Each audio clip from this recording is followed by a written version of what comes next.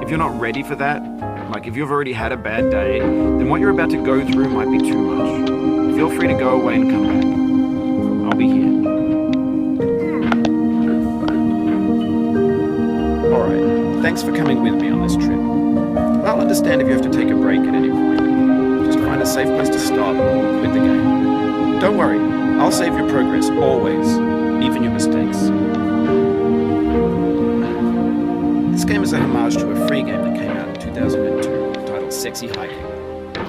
The author of that game was Jazuo, a mysterious Czech designer who was known at the time as the father of B games. And B games are rough assemblages of found objects. Designers slap them together very quickly and freely, and they're often too rough and unfriendly to gain much of a following. They're built more for the joy of building them than as polished products.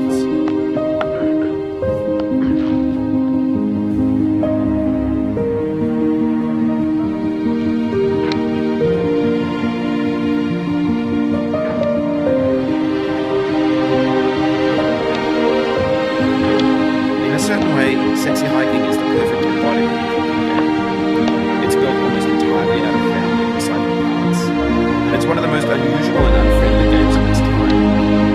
In it, your task is simply to drag yourself up a mountain. That act of climbing, in the digital world or in real life, has certain essential properties that give the game its value. No amount of forward progress is guaranteed. Some cliffs are too sheer or too slippery, and the player is constantly, unremittingly in danger of falling and losing everything.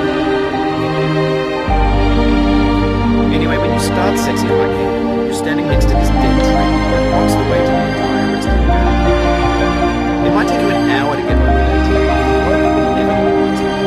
Crawling and poke at it, exploring the limits of your reach and your strength, trying to find a way up and over. There's a sense of truth in that lack of compromise. Most obstacles in video game worlds are fake. You can be completely confident in your ability to get through them once you have the correct method or the correct equipment or just by spending enough time. In that sense, every pixelated obstacle in Sexy Hiking is real. The obstacles in Sexy Hiking are unyielding, and that makes the game uniquely frustrating. But I'm not sure Jazuo intended to make a frustrating game. The frustration is just essential to the act of climbing, and it's authentic to the process of building a game about climbing. A funny thing happened to me as I was building this mountain. I'd have an idea for a new obstacle, and I'd build it, test it, and it would usually turn out to be unreasonably hard.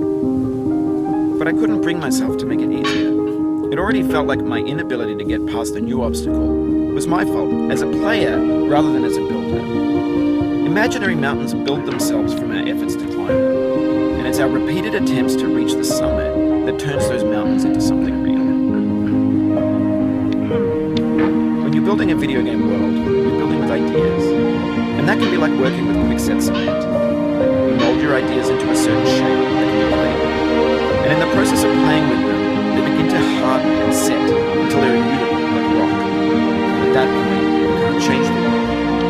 like breaking it into pieces and starting fresh with new ideas.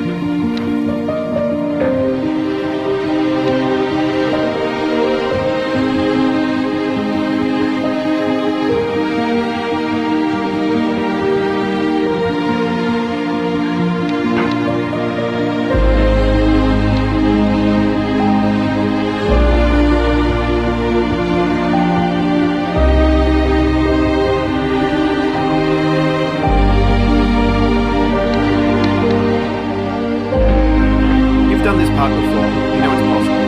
Just do what you did the first time.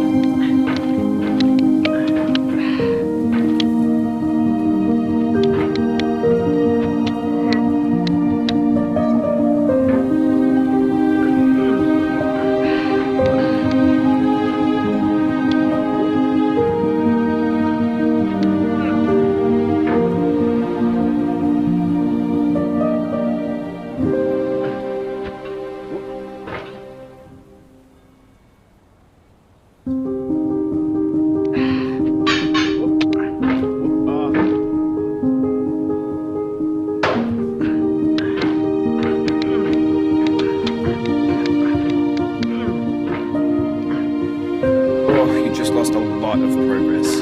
That's a deep frustration, a real punch in the gut.